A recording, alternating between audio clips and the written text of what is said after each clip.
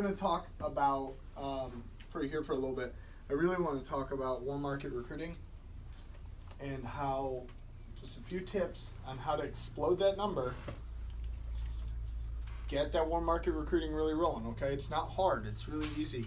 That's how we did in that when we were looking at January last year, how we went from 2 recruits to the 20 recruits in 1 month. It was just a simple warm market recruiting system versus a cold market recruiting system, okay? Now, you do have to start in the cold sometimes if you don't really have somebody to call, but that's not going to be the case for most of our recruits. Almost all of your people on your team, they're going to have warm market, right? And you can get them going in their warm market. So we can kind of, get Jimmy and I go to Dana's house. Dana, and we're talking about signing up Chris now. She's like on board about getting him, which is pretty cool. So now, number one way to get somebody recruited in the warm market is using peer pressure. Okay? Everybody always hides away from this. All right? Peer pressure, Bobby Buisan, biggest guy in the company, okay? He always talks about peer pressure. He doesn't use the term peer pressure, but it's what he means. He said when I was a little kid, he said to be at a house, he said, and little Johnny knock on the door, say, Miss Buisan, can Bobby come out and play baseball? He said, yeah. And he said, a friend comes over and he's like, what's going on? He said, we're going to play baseball. Mikey, Joey, Bobby Jr., these guys are all coming. We got the baseball. We got some bats. Grab your glove. It's going to be a lot of fun. Let's go.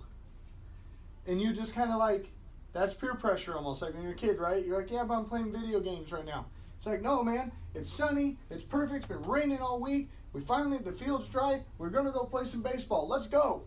Like, come on, man. Don't be a wimp. Let's do it. And all of a sudden you're like, yeah, all right, hold on. Let me get my shoes on. Let me get my glove. Out the door, right? That's a form of peer pressure. Now, it's healthy peer pressure. We think of peer pressure almost like the term brainwashing as a negative. It's not a negative. Peer pressure can be very good. Like, hey, man, your grades are slipping. The rest of us are all, doing really well. And you're like, not anymore. You need to get your grades up, man. You're like, come on. When you got good friends around you with good peer pressure, those kids raise up each other's grades versus bad kids lowering you. So, peer pressure many times can be talked about in the negative when really it can be extremely positive. So warm market peer pressure. So I love to sit with somebody and tell them they have to do it because their best friend's doing it. I'm like, Abigail, you have to do this. Catalina's doing this. So if she does really well, how are you going to feel in 6 months if she's making all this money? See, right now you're thinking, I don't want to do it because I want to see how she does. But what's going to happen is she's going to do really well. She's going to blow up. She's going to be able to quit her job. She's going to start to change her life. And then you're going to say, well, I should have started before. Now I feel left behind, so I don't want to join because, I feel like she's so much better than me now. Say, wouldn't you rather join and you both fall flat on your face rather than she joins alone, does great, kills it, changes her life, does something really cool, and then you don't want to do it because you feel like you got left behind? You should totally do this. Catalina, don't you think she'd be good? Yes. Yeah, you think she'd be good. It's why you brought her here, right? She actually told me that you were going to be the best out of all of her friends. Okay? So you need to do this. So let's get you signed up, okay? Let's roll. Let's go play baseball. See what I mean? Man, you guys are going to have so much fun together. You're going to travel together. You're going to have so much fun together. You're going to make money together. You can take trips together whenever you want. You're going to work together day in and day out. You guys go on appointments together. You're going to learn this thing together. You're going to grow it. It's going to be awesome. It's going to be so much fun. Let's get you started. Peer pressure, okay? Peer pressure is the easiest way when you're new or unskilled to recruit people. It's how I always recruit people when I was brand new. I had no idea any other way to do it. I would just peer pressure people into it. Third-party peer pressure. They didn't even know me necessarily. It's cold market. And I could still third-party peer pressure. Right? Because it's just how it works. You're on the basketball court, some guy's talking crap. You don't even know him, but he's talking crap. You know what I mean? It's still a form of peer pressure. You can do the same thing. Okay? You say, hey, man, I don't know you, but all I know is at least the man would try. You know what I mean? And he'd buck up, and the guy, man, here's my debit card. And you're like, that's right. A little reverse psychology, right? So the other thing is that people think their best friend is going to be better than them. Okay? always go try to recruit the best friend. People don't think they can sell or that they'll be successful because of their poor self-image, but they believe that somebody else is going to be successful. This is one of the truest things, I'm telling you. It's crazy. You're like, I don't know if I'm going to be any good. All the self-doubt, right? But then it's hilarious because I'm like, but Mac, how would Seth do? Oh man, he would be awesome. Like 2 minutes ago, he's like, I don't know if I'm going to make it. I don't know, blah, blah, blah. But I'm like, well, who's your best friend? My best friend's my brother. How do you think he would do this? Oh my gosh, he'd be amazing. He's got this great personality, and he's super energetic, and I mean, he's kind of a dimwit, but he would be really good at this. You know what I mean? They always say something negative about their friend, right? Because they realize that they're pumping their friend up. But they're like, but he would be really good. I'm like, Mac, that's the beauty about what we do. You don't even have to be that good. You just have to get people who are that good. So let's get Seth on your team. We'll find a few other people like Seth. I mean, you only got to learn this kind of minimum kind of level of stuff, and you're going to be a beast, man. I said, I really think you're going to be good. I really think that you got it in you. But, hey, if you don't think you're going to be that good, let's just go find somebody that's that good. And then you can override them and make money when they work. Does that make sense? Man, let's go get Seth. So people jump at that. They're like, yeah, I'll go override Seth. That sounds like a great idea, right? So twofold.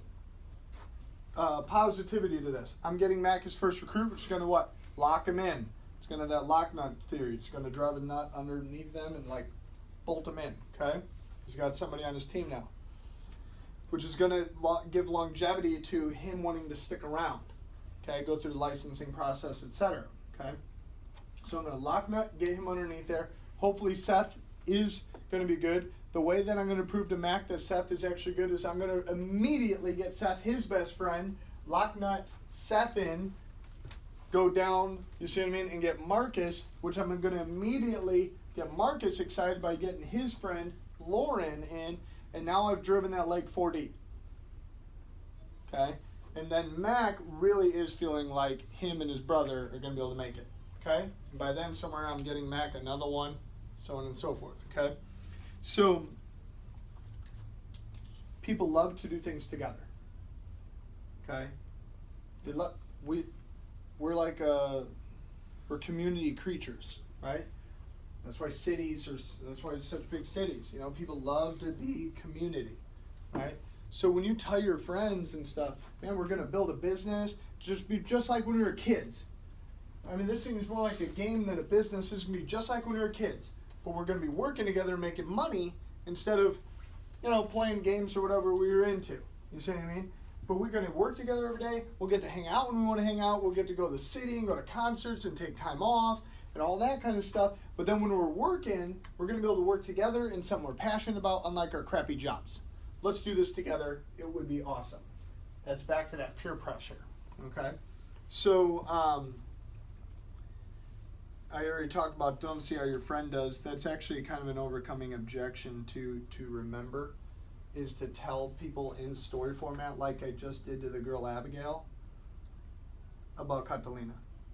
I like preemptively, it's like, hey, you're thinking, I'm going to see how Catalina's going to do.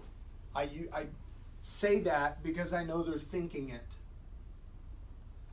I say, here's why you don't want to do that. She's going to do really well, and then you're going to feel left behind, and then you're going to have too much pride to come back in. You need to just do it now and be a good friend and do it together. Don't you girls agree you would probably be better together than individually? Like, yeah, like as a team, you guys link up. Yeah, okay, we'll do it together. Man, this is going to be awesome. You guys are going to have so much fun. Let's do this, right? So use that, super helpful. And then always explain partnership. Now, when you're talking, especially to married folks, explain the partnership process, okay? Talk about how you and your boyfriend are in the business, you and your girlfriend, you and your wife, your husband, whatever the case is, okay? And how that partner element is so strong. So, I was at an appointment the other day. I was telling the wife how much it would help her if her husband, Chris, was in the business. I was like, man, you're busy. You got the 2 babies. You got twins. I'm at her kitchen table. We wrote a life app for mom. So we're doing it, and I'm like, Chris right now is off working, right? And he's in his truck. I said, what could he be doing? He can be making phone calls for you while you're sitting at home trying to handle the 2 babies. Okay? So I said, if you got Chris on the phone and he knows what to do because he's in the business, he's gotten into financial services, right? So now that he's in the business, start to get an understanding, he gets his licenses, that sort of thing. I say he could be on the road. He's making phone calls for you. He's setting up appointments for you. I said maybe you were going to do an appointment at 2 in the afternoon, and he works a lot of midnights, things like that. I said, it's 2 in the afternoon, but all of a sudden when the kid's sick, you got to take him to the doctor. So that's what mama's got to do. I said, but then you tell Chris, like, hey, you're off. Can you go do the 2 o'clock appointment? Because he's in the business with you, he can just jump up and go do that appointment. Wouldn't that be helpful? Don't you think that would move you guys' business more quickly? Don't you think that would grow you? And she was like, yeah. Like, we just got to get him signed up. I said, not to mention, you just did your first sale, your first field training observation. Now we just got to get your first recruit. So then you got to put your butt in a chair over that course of that weekend for that class, and you get your $100 bonus. I said, so you already got the sale. All you got to do is go to class. Let's get the recruit. We're going to recruit Chris, 124. You'll get a refund of 100. His IBA then is only $24. See that? Like, oh, cool. Warm market, peer pressure, partnership. You see what I mean? It was like I was using all of those elements a little bit, okay, to then get, I haven't even talked to him yet, but I know he's excited about it, because if you get the wife excited enough, she's going to tell the husband, like, this is what we're going to do, and if we can make enough money, you could get out of your job. Right? These people are like 35-ish, 34, 35, qualified, married, make $100,000 a year, miserable. He's working all kinds of psychotic hours and driving over the road. He's a truck driver to be able to provide for his family, which is what a good person does. They work hard to provide for their family. You see what I mean? So he's doing that. He's just in the wrong vehicle. He's in this thing called truck driving that's only gotten him to this cap point of he's toast. He can't make more. You know, he's done. He needs a better opportunity. You see what I mean? So what do? I'm in their house doing a kitchen table with Jimmy. I'm going to give them a better opportunity. And I'm not going to timidly try to recruit you. I was like, you need to do this to her. I mean, I was like, you could be awesome working with us. Oh my gosh. So your personality's phenomenal. You guys are exactly what we're looking for. It's like, what do you mean? I'm like, well, you're married, you got kids, you got a house, you got good jobs. I mean, you were the perfect person. I say you're 35. Who do you know? A bunch of other people who are 35 with kids and houses that got good incomes. Don't you agree? She was like, you're right. I said, oh my gosh, you're going to make so much money. I wish I could find more housewives like you. You guys are exactly what we need.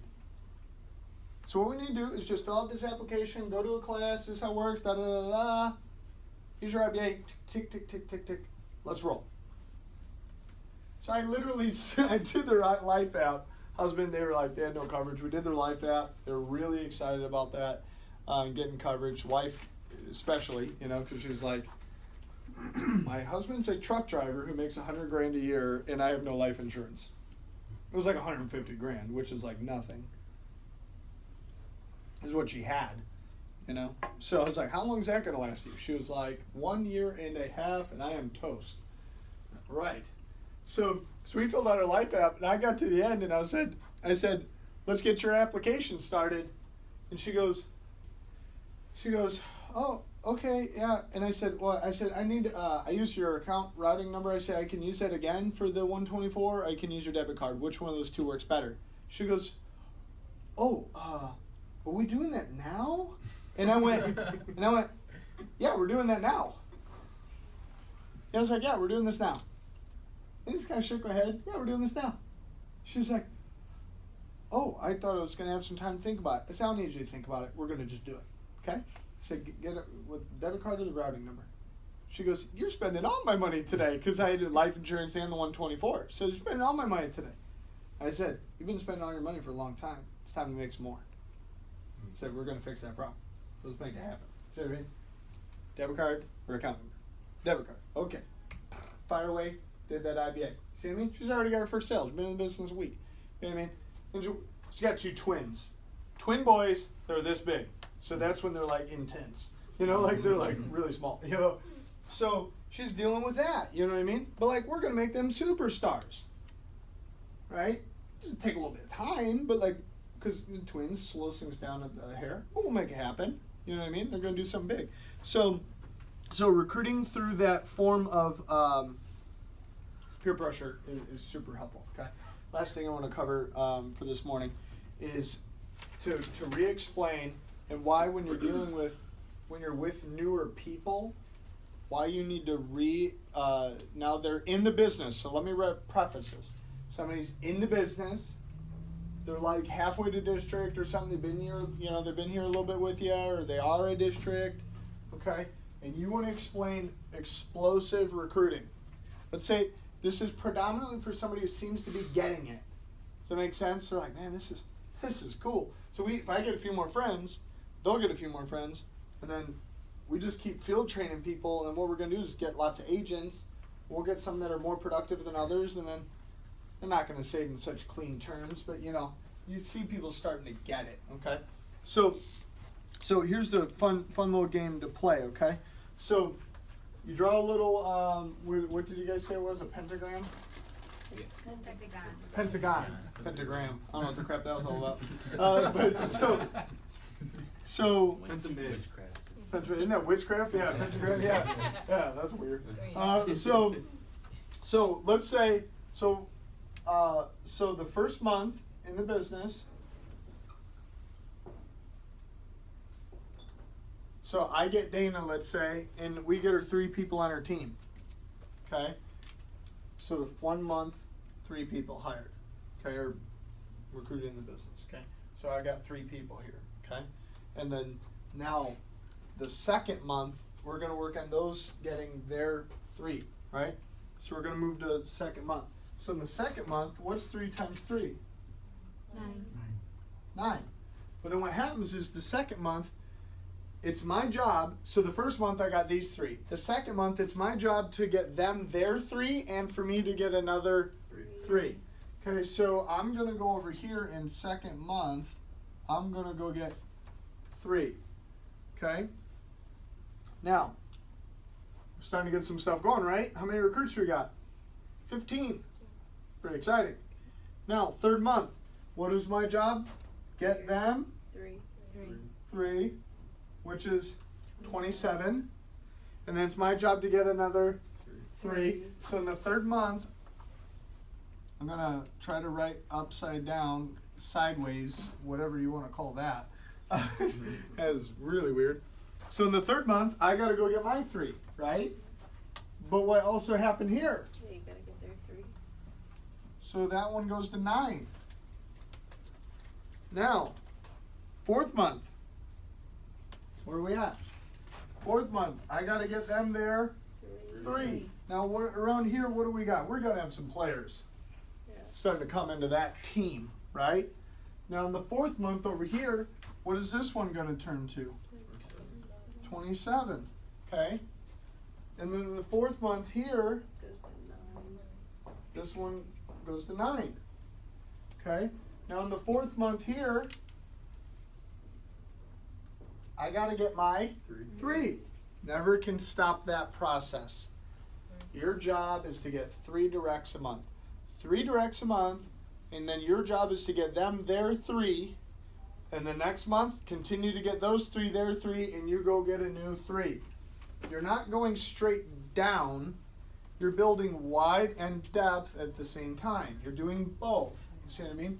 Because otherwise you're going to build somebody that's like an RVP here, and they're going to end up being like 8/10 of your entire base shop because you don't have any other legs. Okay? You got to have like multiple people on your team. So, 5th month. So, we're in the 5th month. We're only going to do 6 months. So, 81 goes to what? 81 times 3? 243. Now, in the 5th month over here, 27 goes to what? 81. In the 5th month here, oops, that's not 5. 5th month here, what do we got? 27. And the 5th month here, 9. we got 9. Now I'm starting the 5th month here, and I got my 3. Key point, the puzzle, it all starts to crumble when you stop getting directs. Because otherwise, your new guy, Mac, just feels like you're just riding off him. Mac's like, there has to be a bit of a balance between somebody feeling like you're helping them and they're like, you're just building your entire career off of them. Does that make sense? Like, man, this guy just only works with me, like he's making all the sales or whatever. Okay? Now, 6 month, last one. 6 month, 243 gets 3. 729 people recruited for what? The month in that group. That group just got 729 people for the month. That'll get you fired up, right? So in the 6 month, my second team, initial team, they grew to what? 243. And in the 6 month over here, my third group, they went to what? The 81. And then this group went to their 27. I'm getting pretty good at writing in any angle. So, and then in the 6 month over here, that group went to 9. Okay? Just the outside, what is recruited in the 6th month alone? Not counting these. Just on the 6th month, the outer ring, it's 1,089 recruits for the month. Just on the outer ring.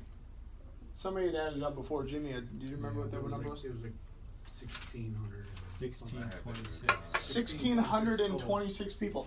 So 1,626 is written right here. And you say, Josh, well, not everybody gets 3.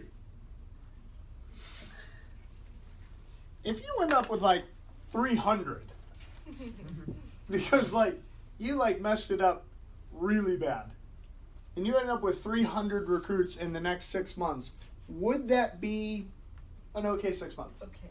Yes. You would be an RVP. Like, sealed, delivered in an overnight package. You know what I mean? Like, you are an RVP, okay? Especially when you do it that condensed. 3 recruits in 6 months, not over the 6 years. See what I mean?